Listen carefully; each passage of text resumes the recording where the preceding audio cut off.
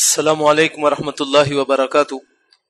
الحمد للہ رب العالمین والعاقبۃ للمتقین والصلاة والسلام علی سید الانبیاء والمرسلین، اما بعد، اعوذ باللہ من الشیطان الرجیم، بسم اللہ الرحمن الرحیم، وما ابرئ نفسی ان النفس لامارۃ بالسوء الا ما رحم ربی ان ربی غفور الرحیم۔ 13ویں پارے کا آغاز انسان کی اس صفت کے ساتھ ہوتا ہے کہ انسان کے لیے لائق یہ ہے کہ وہ اپنی جملہ تعریفات کا اقرار نہ کرے اور یوں کہے کہ میں اپنے نفس کی خود پاکیزگی بیان نہیں کرتا، بے شک نفس تو برائی پر ابھارنے والا ہے، مگر جس پر میرا اللہ، میرا پروردگار، میرا خالق مالک رازق رحم کر دے، یقیناً وہی ہے جو بچ سکتا ہے، کیونکہ میرا رب ایسا ہے جو بہت زیادہ بخشنے والا اور بہت زیادہ رحم کرنے والا ہے۔ آیت کے آغاز میں، پارے کے آغاز میں اللہ سبحانہ و تعالی ایک اہم مسئلے کی طرف اشارہ فرما رہا ہے۔ فرمایا لا تزکوا انفسکم، اپنے نفسوں کا تزکیہ خود بیان نہ کیا کرو، یہ نہ کہا کرو کہ میں حضرت ہوں، میں فلان ہوں، میں فلان ہوں، میں حاجی ہوں، میں نمازی ہوں، میں زکاتی ہوں۔ یہ اپنا نفس کا تزکیہ بیان کرنا مناسب نہیں۔ بہت سے حضرات ایسے ہیں وہ اپنے نام کے ساتھ متقی لگا دیتے ہیں کہ بھائی میں تو متقی ہوں۔ یہ لفظ متقی کا استعمال کرنا اور اس لفظ کا اپنے نام کے ساتھ آغاز لگا لینا یہ مناسب نہیں، اس لیے کہ خود اپنے نفس کی پاکی بیان کرنا کہ میں معزز ترین ہوں، یہ اللہ سبحانہ و تعالی کو پسند نہیں۔ معزز وہ ہوتا ہے جس کے نفس کو برائی سے اللہ سبحانہ و تعالی بچا لیتے ہیں۔ انسان خود نہیں بچ سکتا، جس کو اللہ نے بچا لیا وہ معزز ہے، اور جس کو اللہ سبحانہ و تعالی نے نہیں بچایا وہ معزز ترین نہیں ہو سکتا۔ اللہ سبحانہ و تعالی بھی اسی لیے ارشاد فرما رہا ہے کہ انسان کو چاہیے کہ اللہ سبحانہ و تعالی پر اعتماد کاملہ کرے اور توکل کرنے کی باری آئے تو صرف اللہ پر کرے۔ فرمایا ان الحکم الا للہ علیہ توکلت والیہ فلیتوکل المتوکلون۔ فرمایا حکم چلتا ہے کس کا؟ صرف ایک اللہ سبحانہ و تعالی کا، اور میرا کامل بھروسہ اس اللہ سبحانہ و تعالی پر ہے۔ انسان اس وقت تک کامیاب مومن نہیں بن سکتا جب تک کہ وہ اس بات کو نہ مانے کہ اکیلی حکمرانی خالص اللہ سبحانہ و تعالی کی ہے، حاکم اللہ ہے، طاقت اللہ کی ہے، سب کچھ اللہ کے اختیار میں موجود ہے۔ جب تک انسان اس بات کو یقین سے قبول نہیں کر لے گا اس وقت تک اللہ سبحانہ و تعالی کے ہاں درجات کی بلندی نہیں ہوگی۔ پھر فرمایا کہ اپنی اولاد کی تربیت بھی نہج سلف صالحین پہ کرے، نہج شریعت پہ کرے۔ کیسے؟ قال بل سولت لكم انفسكم امرا فصبر جمیل عسى الله ان ياتيني بهم جميعا انه هو العليم الحكيم۔ جناب یعقوب علیہ السلام کے سامنے ان کے بچے آ گئے اور پوری کہانی جناب یوسف علیہ السلام کے قصے کی کہہ سنائی تو جناب یعقوب فرمانے لگے کہ یہ تو نہیں ہے، بلکہ تم اپنی طرف سے اس سلسلے میں بات بنا رہے ہو۔ تم کہتے ہو میرے بیٹے جناب یوسف کو بھیڑیا کھا گیا ہے، اور تم کپڑے دکھاتے ہو صحیح سالم، کپڑے دکھاتے ہو بغیر پٹے ہوئے، کپڑے دکھاتے ہو خون آلود۔ بات ایسی نہیں ہے جیسے تم کہہ رہے ہو، بس اب میں صبر ہی کروں گا، کیونکہ صبر کرنا ہی بہتر ہے۔ قریب ہے کہ اللہ تعالیٰ ان سب کو میرے پاس ہی پہنچا دے گا، اور وہی علم و حکمت والا ہے۔ یہاں پر اللہ سبحانہ و تعالیٰ 3 اہم نقطوں کی طرف اشارہ فرما رہا ہے۔ نمبر 1، جب اولاد کوئی غلط بات کرے تو ماں باپ کو چاہیے کہ اس کی تربیت کرے، اس کی اصلاح کرے اور اس کی ہاں میں ہاں نہ ملائے۔ رسول اللہ صلی اللہ علیہ وسلم نے اس کی شان مقرر فرمائی۔ آپ بیٹھے تھے اور عموماً عادت یہ تھی کہ جب کھانا کھاتے تھے تو ایک تھال میں کھاتے تھے۔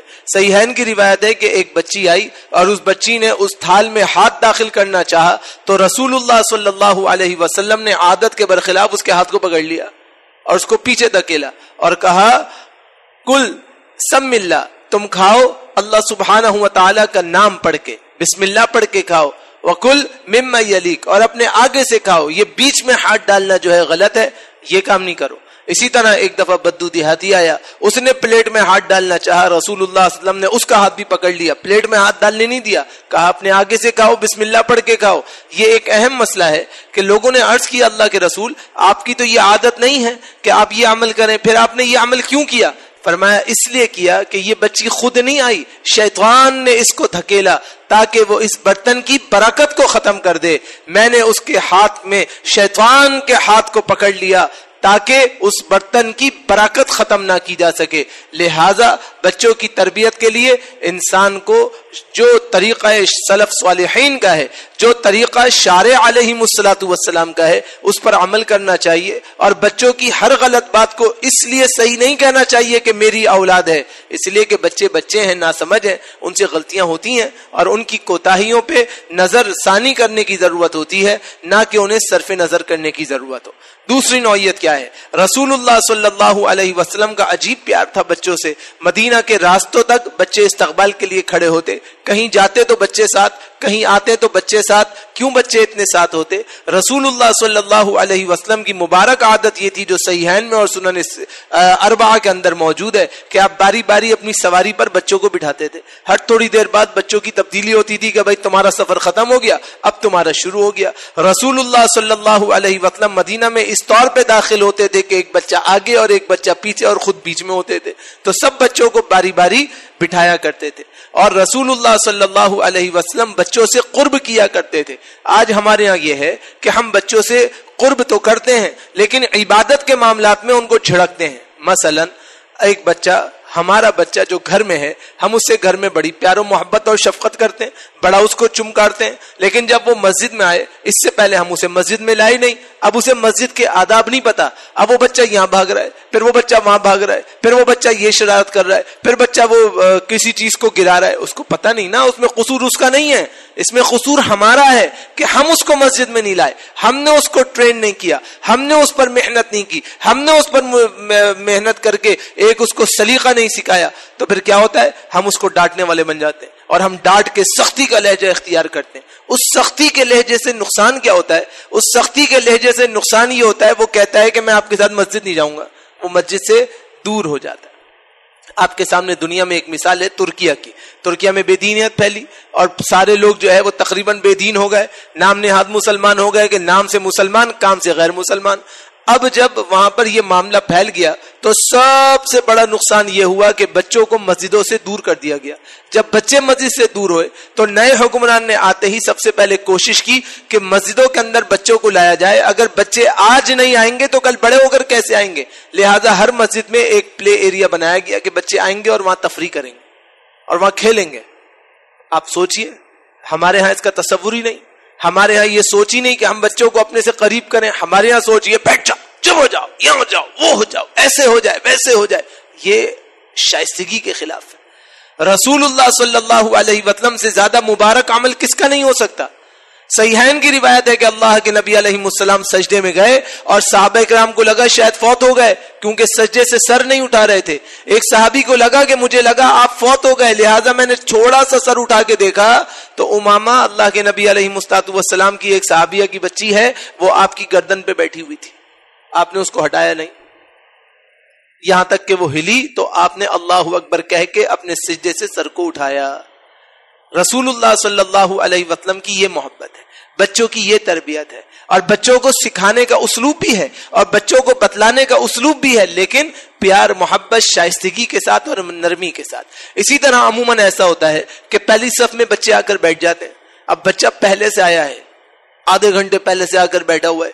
ہم کیا کرتے ہیں مجھ سمیت کہ ہم کہتے ہیں کہ ہمیں پہلی رکعت کا ثواب حاصل ہو، یہ بچہ ہے یہ کہیں بھی چلا جائے، بھائی اس نے قربانی دی ہے نا، آدھے گھنٹے پہلے آ کر وہ بیٹھا ہے، آپ اس کو اپنے سے برابر ملا لیجئے، سائیڈ میں لے جائیے، پہلی صف سے اس کو محروم نہ کیجئے. ہم اس کو پیچھے کر دیتے ہیں، خود اس کی جگہ پہ آ جاتے ہیں. نقصان یہ ہوتا ہے کہ اس بچے کے دل میں ہمیشہ کے لیے یہ بات بیٹھ گئی کہ انہوں نے میری جگہ لی، میں آئندہ پہلی صف میں نہیں آؤں گا، میں محنت ہی نہیں کروں گا، میں کیوں کوشش کروں؟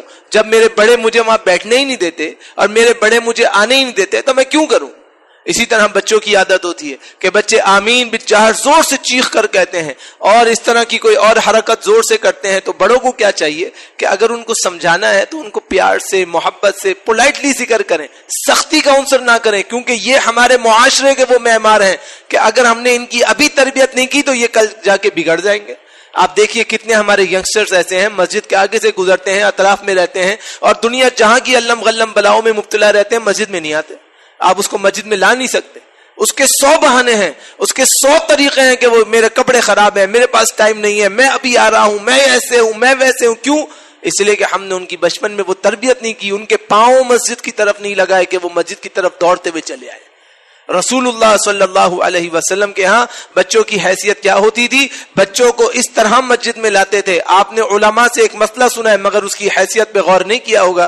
رسول اللہ صلی اللہ علیہ وسلم نے امامت کے مرتبے میں یہ مسئلہ ارشاد فرمایا کہ امام وہ ہو جو سب سے زیادہ قرآن کریم کا قاری ہو.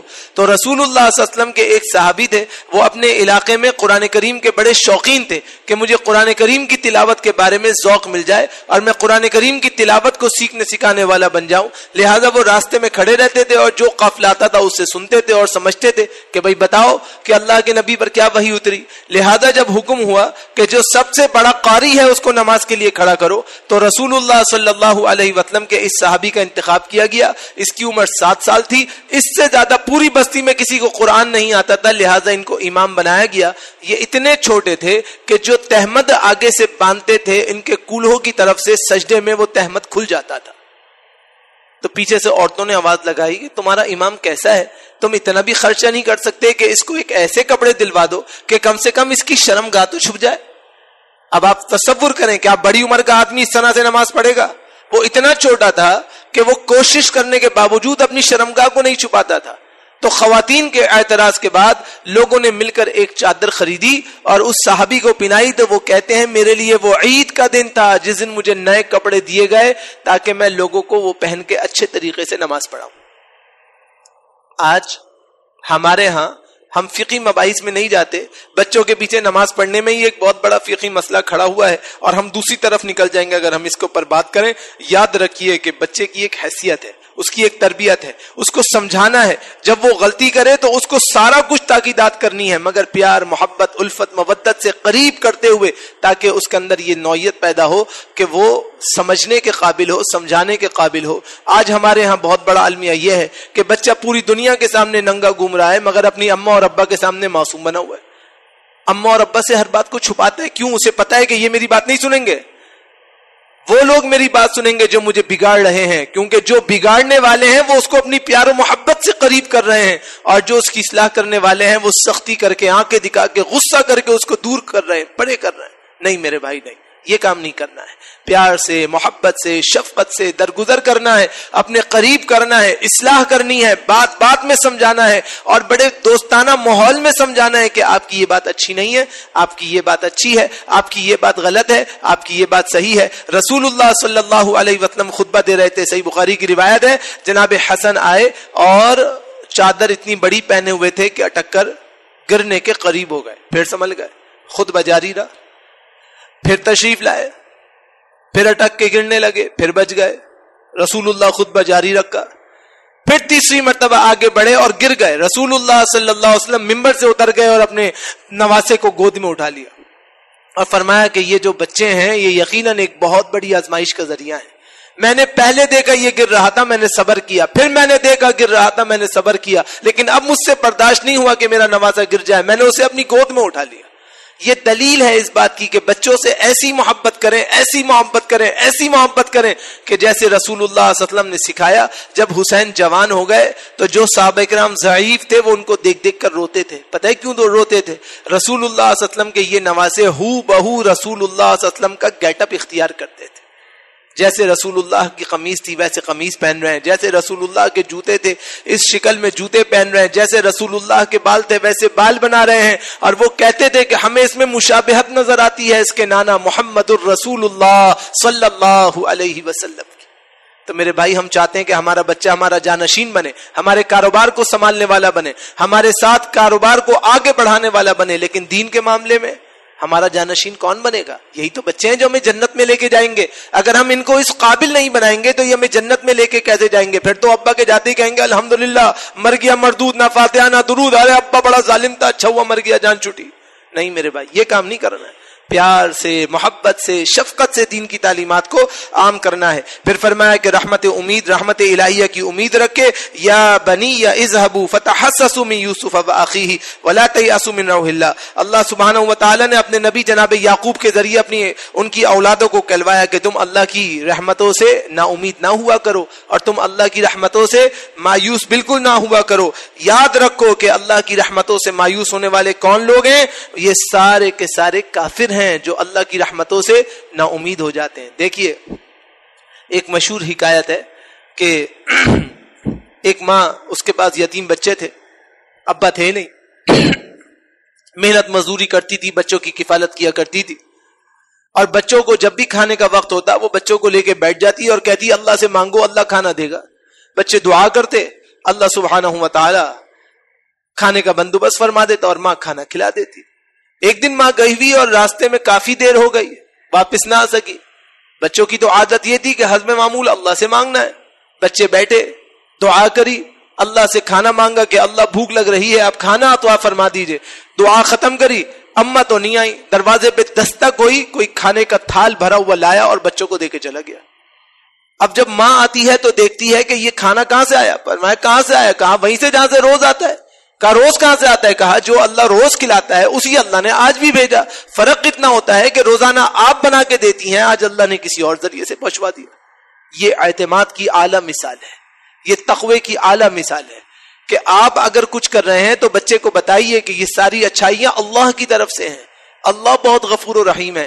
بچہ برائی کر رہا ہے تو اس کو سمجھائیے کہ اللہ دیکھ رہا ہے, اللہ جان رہا ہے, اللہ سن رہا ہے, اللہ ان باتوں کو اچھا نہیں سمجھتا ہے.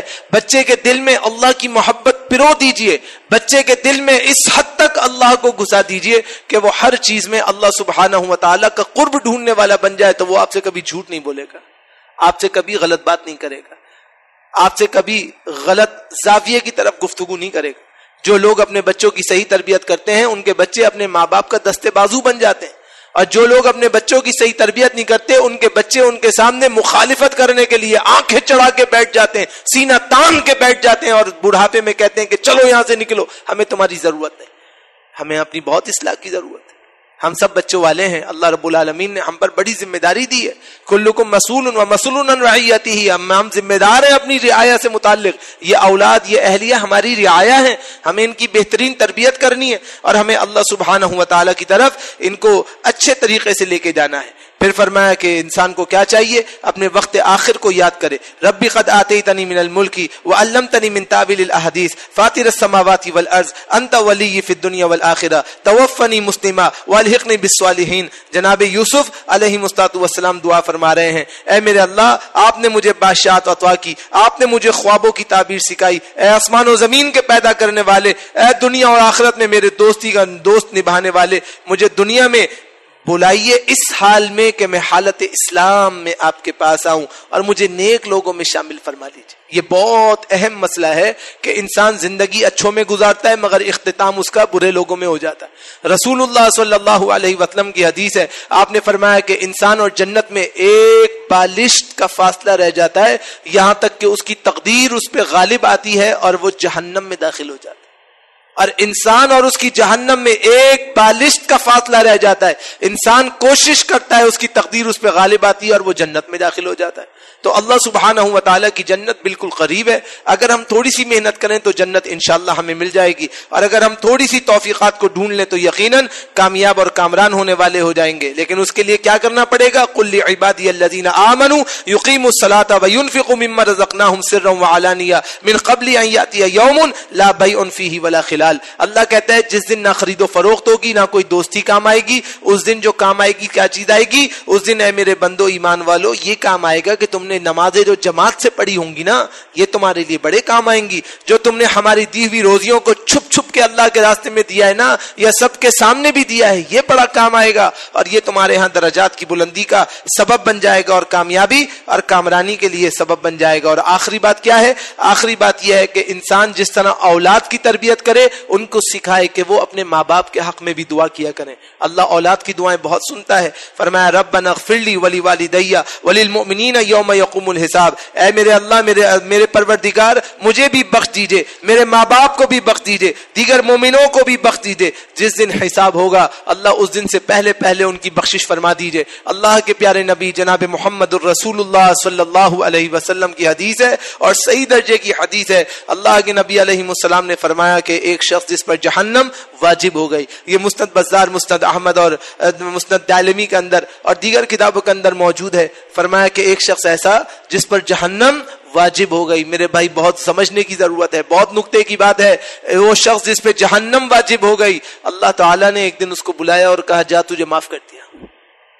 وہ اللہ سے کہے گا یا اللہ آپ غفور و رحیم ہیں, مالک الملک ذوالجلال والاکرام ہیں, آپ مجھ سے مذاق فرما رہے ہیں. اللہ کہے گا نہیں مذاق نہیں کر رہا, جاؤ تجھے معاف کر دیا, تجھے جہنم سے نکال دیا.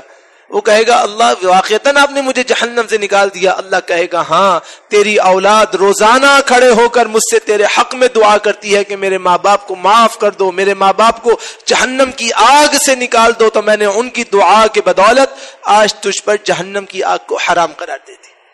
اب ایک بات آخری ایمان سے بالکل اپنے اندر جھانک کے بتائیے. ہمارے اماں ابا میں سے بہت سے ایسے ہیں جو موجود ہیں الحمدللہ, بہت سے ایسے ہیں جو چلے گئے, انہوں نے اللہ کی اجل کو قبول فرما لیا. آج تک میں نے کتنی دفعہ کھڑے ہو کر اپنی ماں کے لیے, اپنے باپ کے لیے اللہ سے معافی مانگی. ذرا سی چوٹ لگ جاتی تھی نا, اماں پوری رات جاگتی تھی. ذرا سی خوشیوں کے لیے ابا اپنی ساری قربانیاں دیتے تھے. خدا کی قسم ہے آج ان کو ہماری ضرورت ہے, ہم بھولے بیٹھے ہیں. پھر ہماری اولاد ہمیں کبھی یاد نہیں کرے گی, یہ یاد رکھیے گا. ہم اپنے اماں ابا کا خیال نہیں کر رہے, ہماری اولاد ہمیں پلٹ کے بھی نہیں دیکھے گی. لہٰذا اللہ کے لیے اپنے ماں باپ کے لیے دعا کیا کیجئے, ان کے لیے دعائے مغفرت کیا کیجئے. دعا کیا کریں کہ اللہ ان کو جنت کی بہاریں نصیب فرمائے, اور جو حیات ہیں اللہ ان کو صحت جاودانی نصیب فرمائے اور تندرستی اور سلامتیوں کے ساتھ رہنے کی توفیق نصیب فرمائے. جب ہم یہ دعا کریں گے تو ہماری اولاد سیکھے گی تو وہ بھی ہمارے حق میں دعا کرے گی, اور یہی کامیابی اور کامرانی کا ذریعہ بنے گی. اللہ سے دعا کرتا ہوں اللہ تعالیٰ جو کچھ سنا ہے اس پہ کما حقہ عمل کرنے کی توفیق نصیب فرمائے. مجھے, آپ کو, ہم سب کو اپنے لیے, اپنے ماں باپ کے لیے اور صراط مستقیم پہ چلنے کے لیے, راہ حق پر چلنے کی اور اس کی توفیقات کو طلب کرنے کی توفیق نصیب فرمائے. اقول قولی ھذا استغفر اللہ لی ولکم ولسائر المسلمین.